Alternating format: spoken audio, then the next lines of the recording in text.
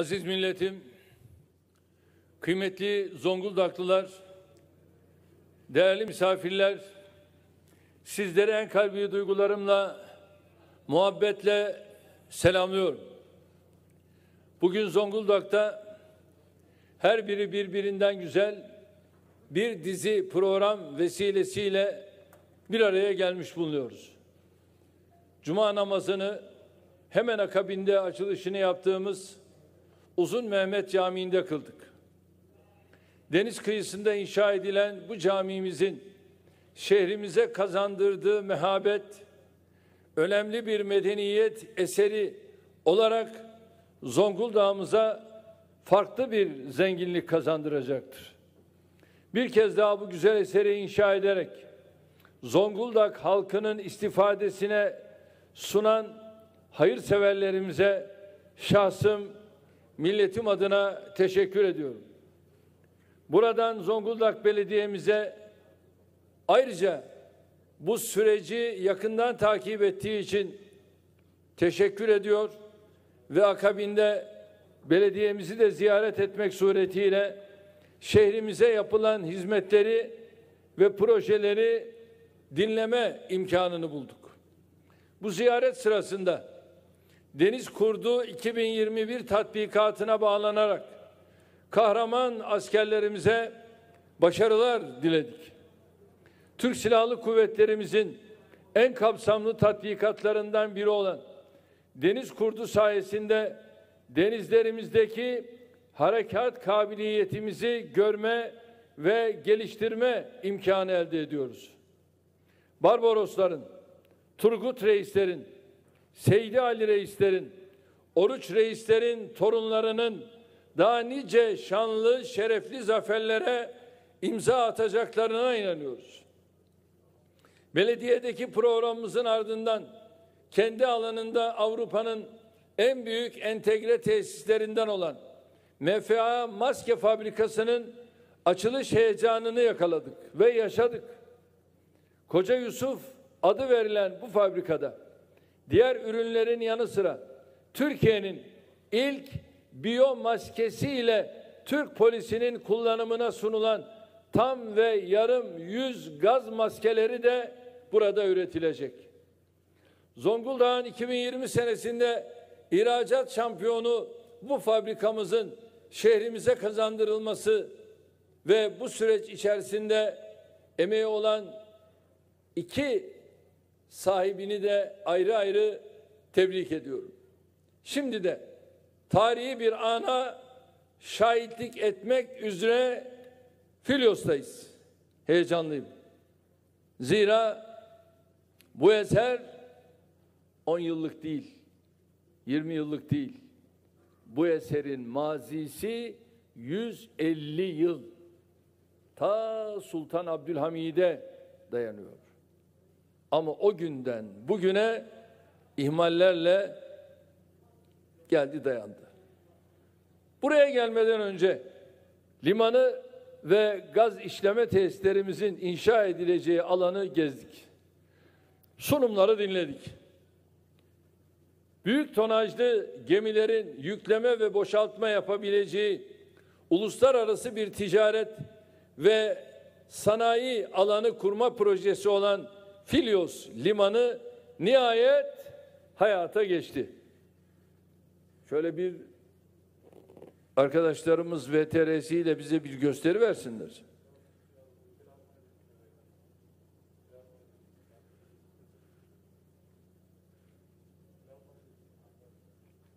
Evet. Güzelliği görüyorsunuz. Mendere ile, limanıyla ve burası aynı anda 13 gemiyi tanker hariç alabilecek durumda. Ve 13 gemi buraya yanaşabilecek durumda. Yani draftı itibariyle de gayet yüksek bir derinliğe sahip bu limanımız Türkiye'nin en büyük limanı konumunda.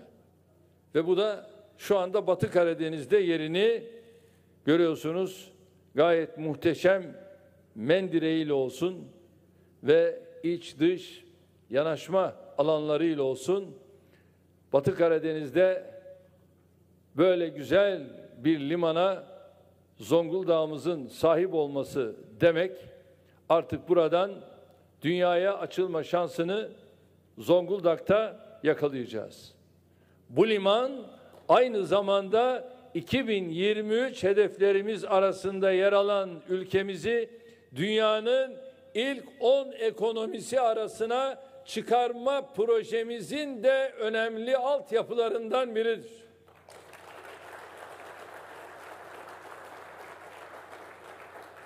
Laf ola beri gele yok. İcraat, icraat, icraat. Ülkemizin en büyük 3 limanından biri olan Filyos, yılda 25 milyon tonluk kapasitesiyle ihracatımıza çok önemli katkı sağlayacaktır. 4 diyorum ya. Yatırım, istihdam, üretim, ihracat. İşte şimdi bütün bunların hepsinin temerküz edeceği yer burası. İşte önce ilk çeyrek büyüme rakamlarımız, ardından Mayıs ihracat rakamlarımız yine yeni rekorlarla açıklandı. Yine ilk çeyreğindeki %7'lik büyümenin devam edeceğinin ispatı Mayıs ayında 16,5 milyar dolar olarak gerçekleşen ihracattır. Bay Kemal, bu rakamları iyi takip et.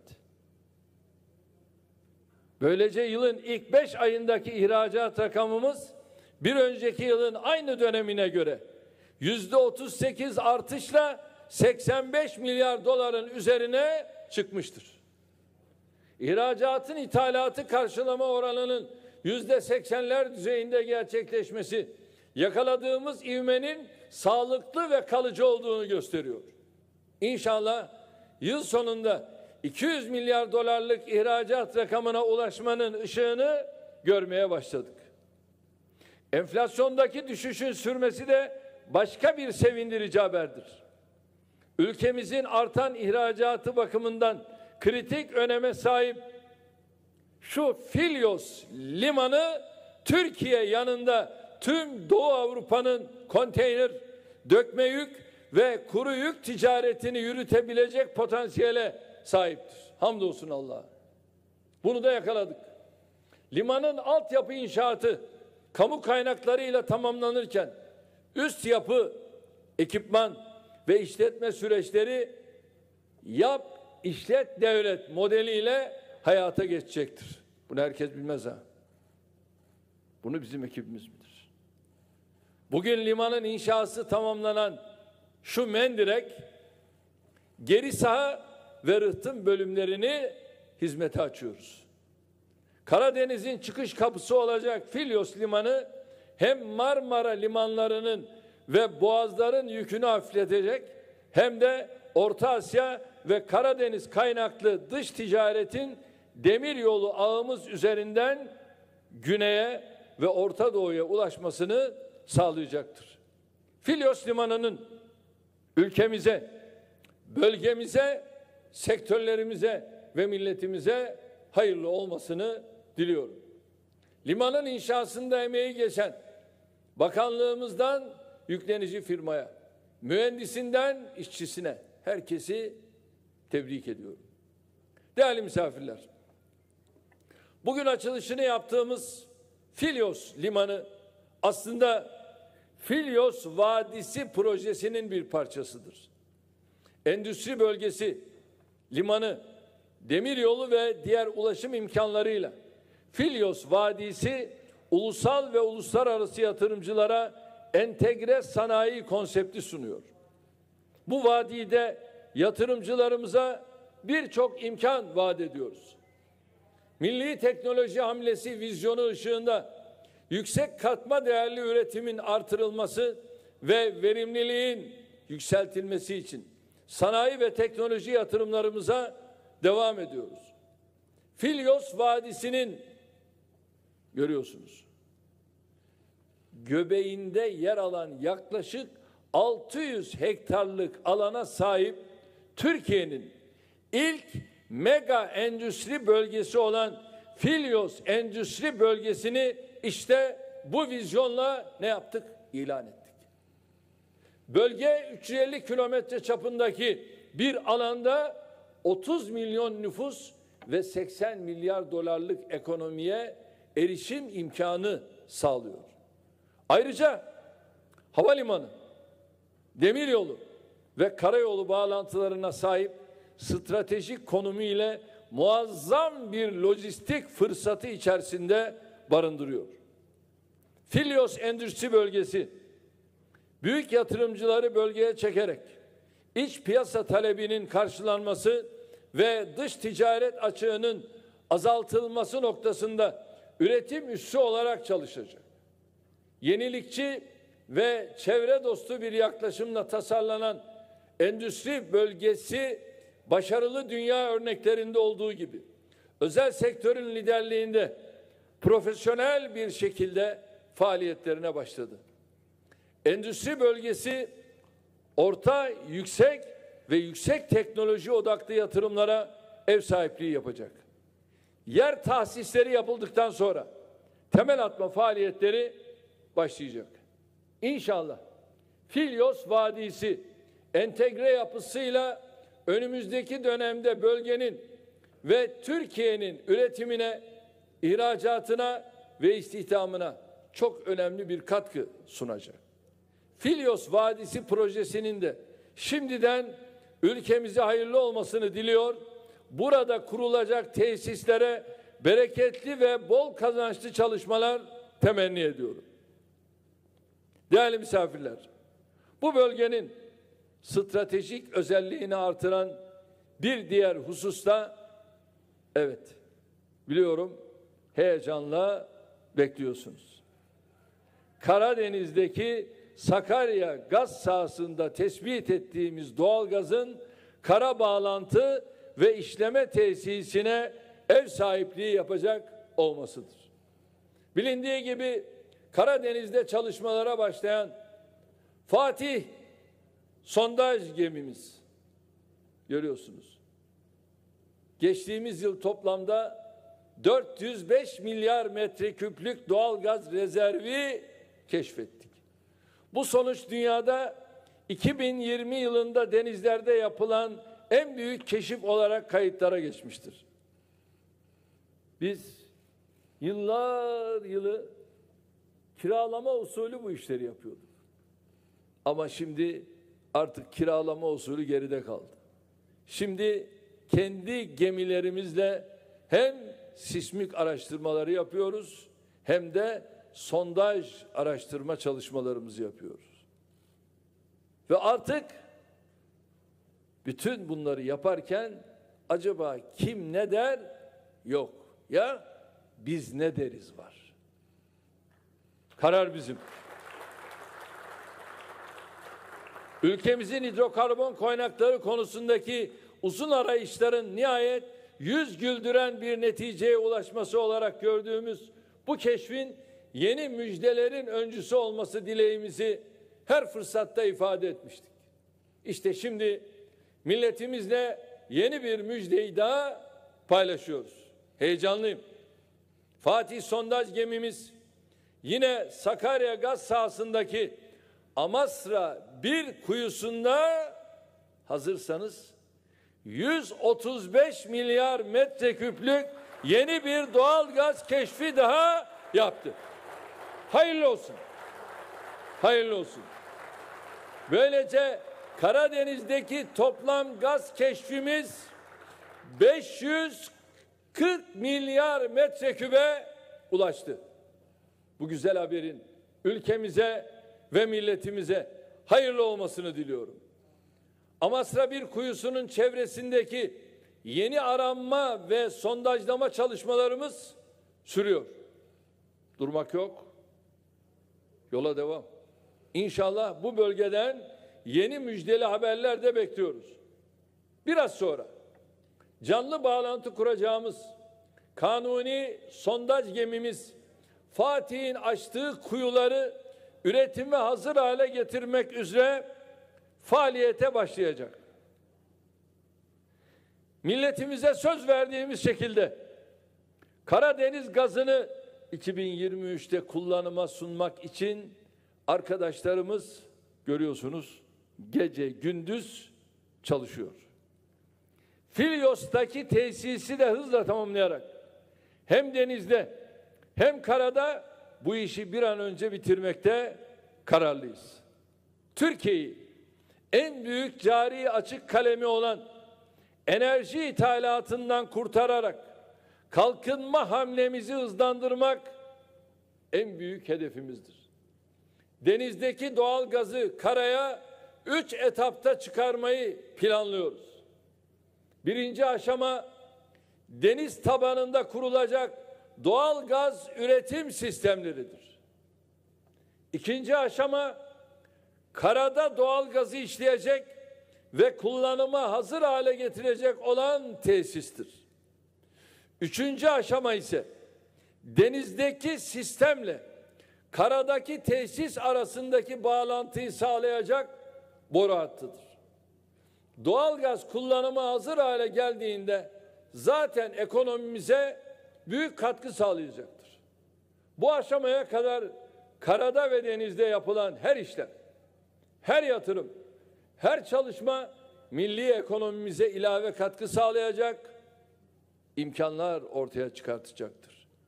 İlk etapta 10 kuyunun sondajını ve tamamlama işlemini bitirecek, ardından yeni sahalara açılacağız. Türkiye'nin denizdeki ve karadaki doğal gaz arama faaliyetlerinde bugün geldiği yer dikkatli, sabırlı, azimli çalışmaların ürünüdür. Nice sıkıntılara, nice tuzaklara, nice sabotajlara, nice ihanetlere göğüs gererek baş koyduğumuz bu yolda adım adım ilerledik.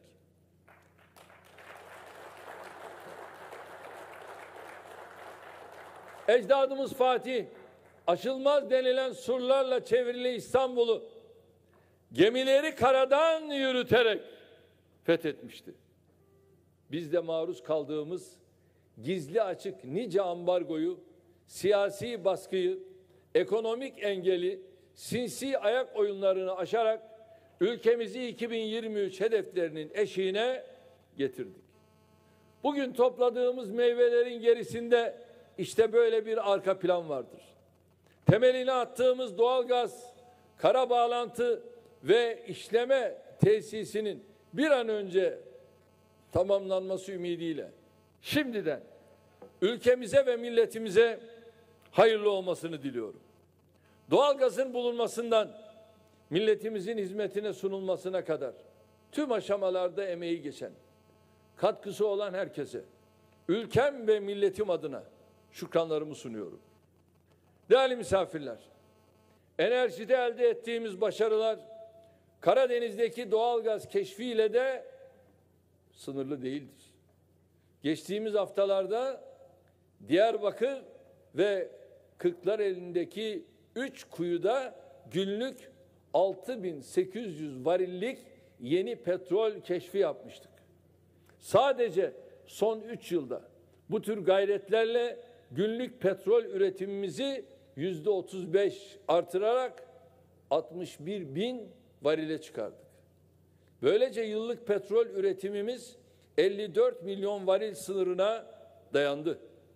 Yenilenebilir enerji kaynak alanlarını YK kapsamındaki güneş ve rüzgar enerjisi üretimini her geçen yıl artırıyoruz. Bugün enerjide Türkiye'nin toplam kurulu gücü olan 96.000 megawattın 61.000 megawattını yerli enerji kaynaklı olarak hallettik. Bu 61.000 megawattın 50.000 megawattı da yenilenebilir enerji kaynaklarından elde edilmektedir. İthal kaynaklara dayalı kurulu gücümüz ise 35.000 megawatt civarındadır.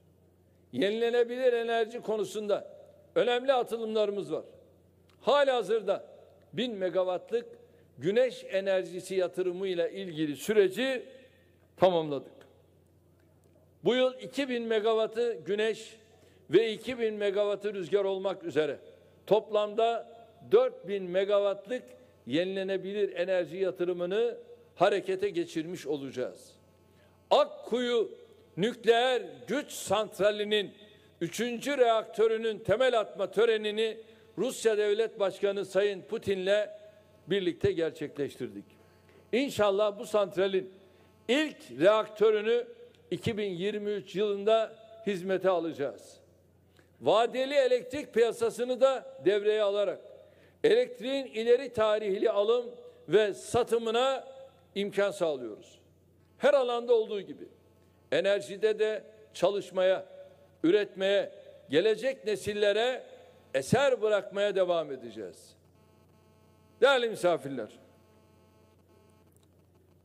kamil odur ki koya dünyada bir eser, eseri olmayanın yerinde yerler eser. Evet, biz eser ve hizmet siyasetiyle 19 yıldır milletimizin emrinde gece gündüz çalışıyoruz. Yaptığımız işlerin şahidi bizatihi milletimizin ta kendisidir. Demokrasiyi ve özgürlükleri toplumun her kesimine, her bireye yayan bir yönetim anlayışının sahipleri olarak kalkınma atılımlarımızı da ülkemizin 81 vilayetini kapsayacak şekilde genişlettik. Batı Karadeniz'in tüm şehirlerini yatırım, üretim, ticaret, ihracat merkezi yapacak Filyos projesi işte bu anlayışın örneklerinden biridir. Filyos'u ülkemizin kara, demir ve hava yollarına bağlayacak ulaştırma altyapıları tüm bölgeye de hizmet verecektir. Artık Batı Karadeniz'de yeni bir dönem başlıyor. Zonguldaklı, Bartınlı, Karabüklü ve bölgedeki diğer şehirlerde yaşayan kardeşlerimiz her geçen yıl bu yatırımların faydasından daha çok istifade edeceklerdir.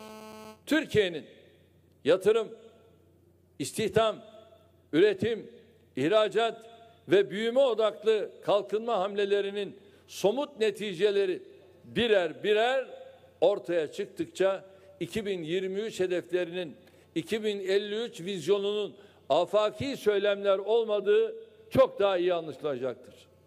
Ülkemizi terör örgütleri ve bölgesindeki kriz merkezleri üzerinden köşeye sıkıştırdığını, hedeflerinden uzaklaştırdığını sananlara cevabımız işte bugün burada açılışını yaptığımız, temelini attığımız tesisler, müjdesini paylaştığımız haberlerdir.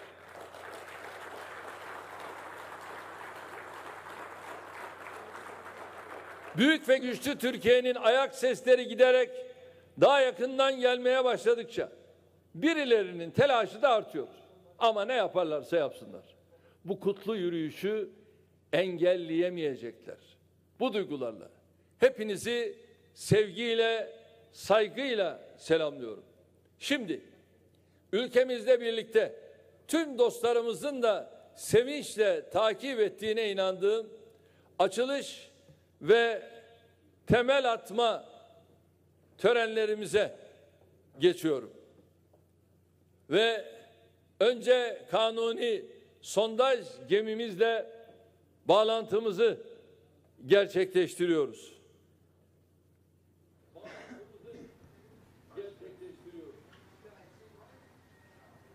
Bilindiği gibi ülkemiz Yavuz, Fatih ve Kanuni isimlerini taşıyan 3 derin deniz sondaj gemisine sahiptir.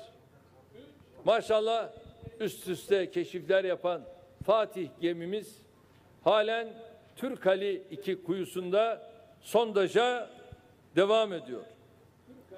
Ve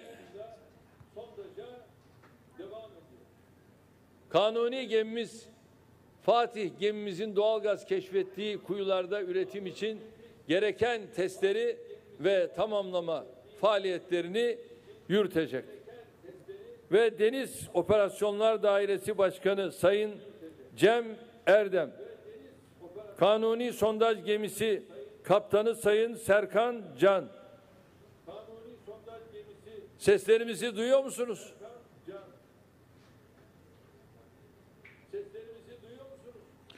Duyuyoruz Sayın Cumhurbaşkanım. Biz duymuyoruz.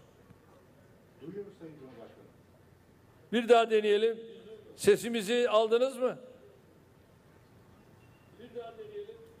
Sesimizi aldınız mı? Sesinizi duyuyoruz Sayın Cumhurbaşkanım. Ha, şimdi gayet iyi.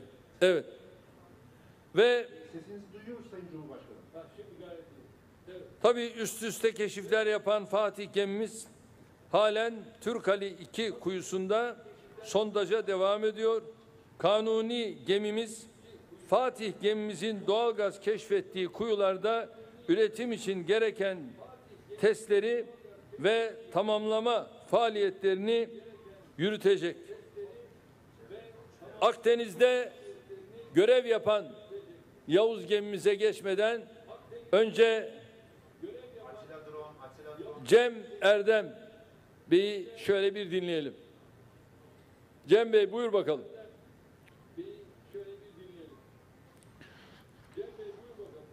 Sayın Cumhurbaşkanım, Türkiye Petrol Anonim Ortaklığı Deniz Operasyonları Dairesi Başkanı Cem Erdem. Dinliyoruz. Şu anda Kanuni sondaj gemimizle Karadeniz'deki Türkali 2 lokasyonunda derin deniz şartlarında sondaj ekipmanlarımızın testlerini sürdürüyoruz Sayın Cumhurbaşkanım. Saygılarımla arz ederim. Evet. Cem Bey, tabii bütün Türkiye şu anda sizleri dinledi, dinliyor arkadaşlarınızla birlikte. Akdeniz'de görev yapan bir hamle daha şimdi yapacağız. Yavuz gemimiz ise Taşucu limanında bakımda. İnşallah o da yakında faaliyet sahasına dönüp o da sondaja başlayacak. Şimdi de karşımızda yine Türkiye Petrolleri Yönetim Kurulu Başkanı ve Genel Müdürü Sayın Melihan Bilgin.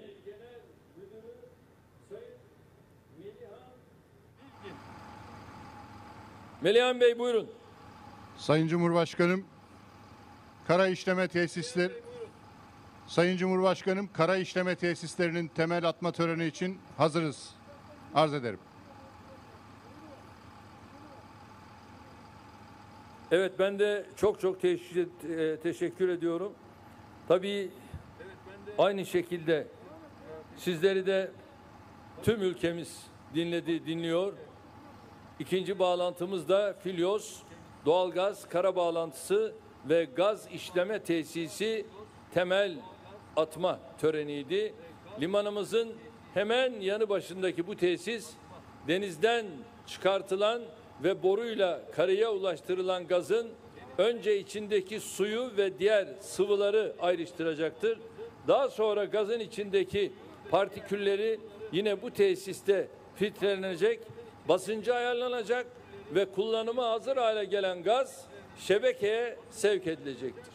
Bugün temelini atacağımız bu tesisin inşası gazın karaya ulaşacağı 2023'e kadar tamamlanacaktır. Bir kez daha bu tesisin ülkemize ve milletimize hayırlı olmasını diliyorum. Ve son olarak da Filyos limanımızın inşallah açılışını yapıyoruz. Ancak 1 ve 2. etap ile kendilerinde kordelalar var mı? Şu anda bilemiyorum. Öyle mi? Evet, şimdi buradan talimatı veriyoruz ve temel atma törenine geçiyoruz. Gerek Deniz Operasyonları Dairesi Başkanımız Cem Erdem'le, gerek Melihan Bilgin'le ve ekibiyle birlikte, evet, şu anda mikserlerin başında olan tüm arkadaşlarımıza sesleniyorum. Hazır mıyız? Beton atmaya hazır mıyız? Hazırız. Hazırız Sayın Cumhurbaşkanım. Mikserleri çalıştırabiliriz. Ya Allah! Bismillah. Hayırlı uğurlu olsun.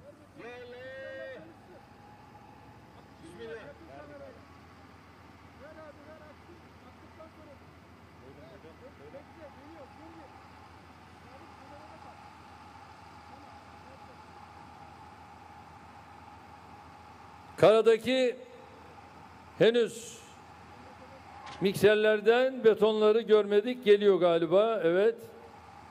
Mikserlerden betonları görmedik. Heh.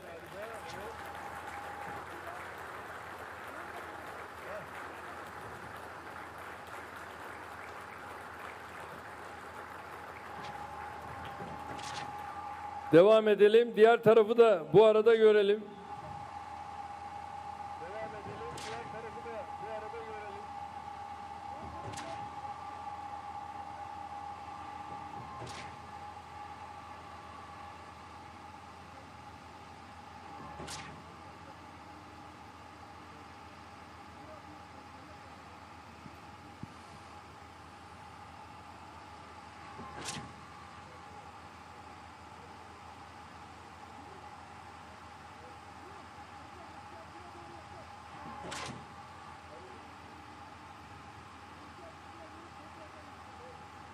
Melihan Bey, senin beton biraz ağır çalışıyor galiba.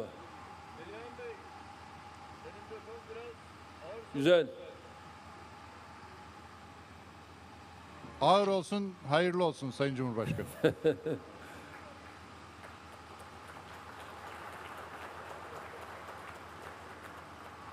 Ve şimdi de son olarak Filyos limanımızın açılışını yapıyoruz.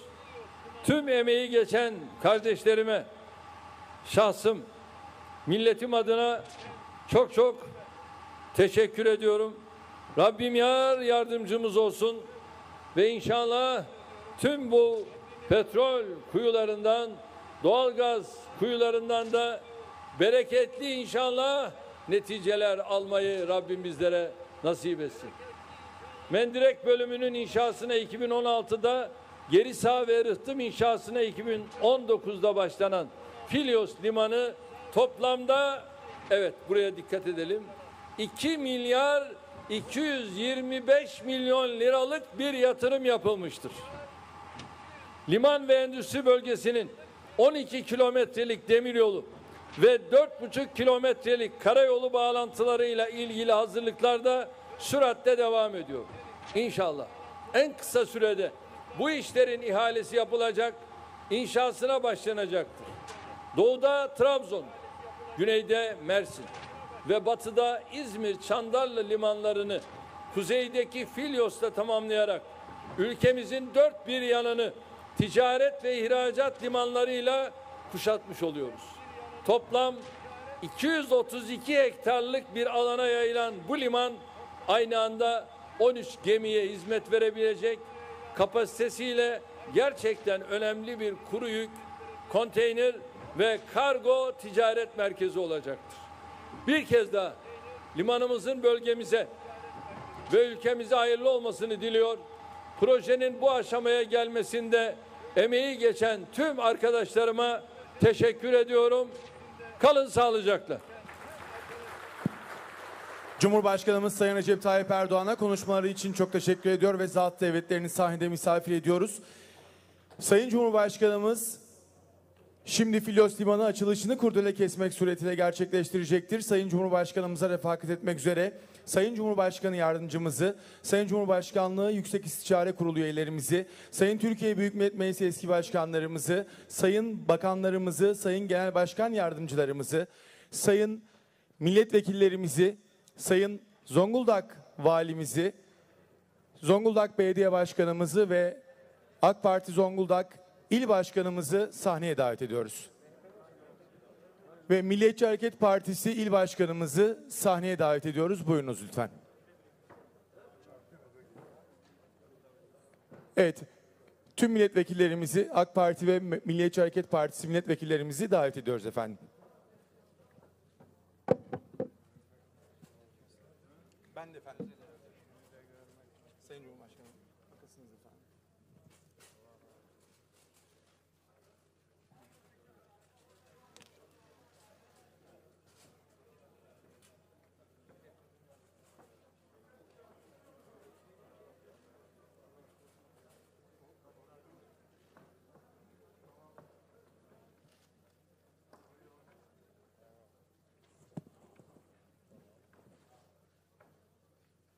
Evet. Bu kordelayı kesen makas, evet, kesenin kendisine günün hatırası olarak kalacak. Yani burada geri iade edilmeyecek. Rabbim Filyos limanının açılışını bizlere nasip etti. İnşallah tüm buraya gemilerin yanaşmasıyla birlikte elleşileme olsun, buradan ihracatlar olsun, o günleri görmeyi de bizlere nasip etsin diyorum. Ve kordelayı bu anlayışla kesiyoruz. Ya Allah, Bismillah.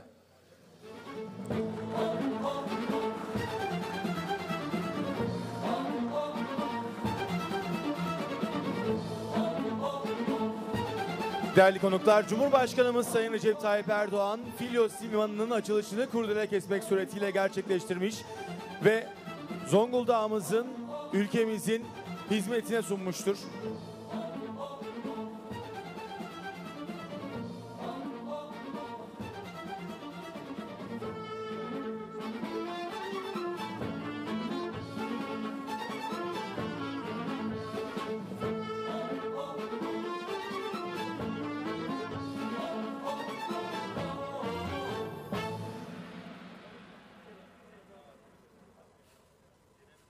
Değerli konuklarımız, Enerji Bakanımız Sayın Cumhurbaşkanımıza günün anısına bir hediye takdim edecektir.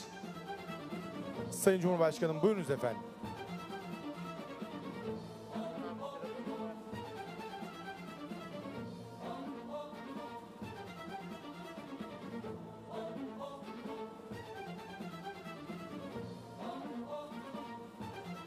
Değerli konuklar, Cumhurbaşkanımız Sayın Recep Tayyip Erdoğan, Filyos Limanımızın açılışını kurdele kesmek suretiyle gerçekleştirmiş ve Filyos doğalgaz işleme tesisleri temel atmasında gerçekleştirmiştir. Bu güzel hizmetlerin şehrimize, ülkemize ve aziz milletimize hayırlı olmasını temenni ediyoruz.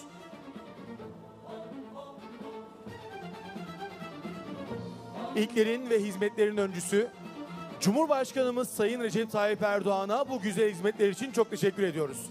Ve programımızı katılımlarıyla onurlandırdığı için Sayın Cumhurbaşkanımızı saygılarımızla uğurluyoruz efendim.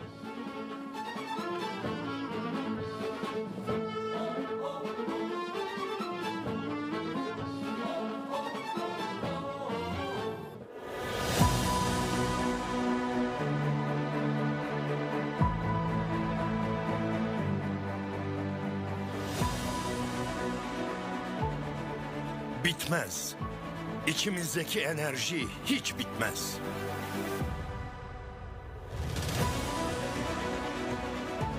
Tükenmez. Sabrımız da, inancımız da her daim sarsılmaz.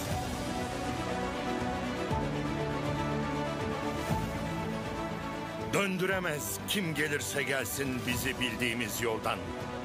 Ve asla yorulmaz aşkla koşan. Aradan yüzyıllar geçse de değişmez. Ruh aynı, kan aynı, irade, azim aynı.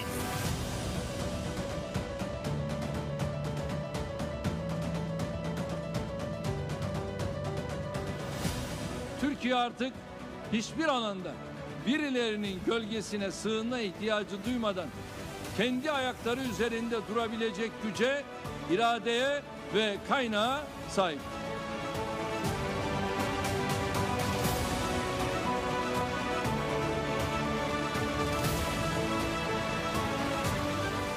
Ve şimdi yeni bir müjdeyle milletimizin huzurundayız bir kez daha. Gururla ve coşkuyla. Hep birlikte daha nice sevinçlere.